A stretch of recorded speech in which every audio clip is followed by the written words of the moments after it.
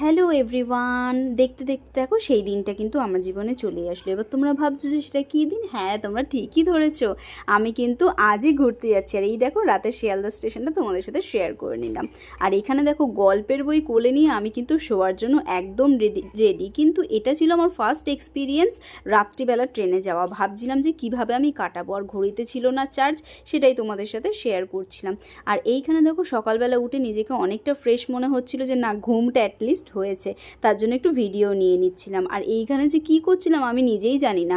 আয়নার সামনে এসে ওয়েদারটা এত সুন্দর ছিল যে তোমাদেরকে শেয়ার না করে পারলাম না।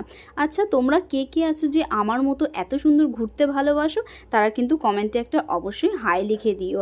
আর এই পাশ দিয়ে এই ট্রেনটা কী যে হচ্ছিল আমি ঠিক বুঝতে পারছিলাম না, তাই ভাবলাম তোমাদের সাথে একটুখানি শেয়ার করে নিই।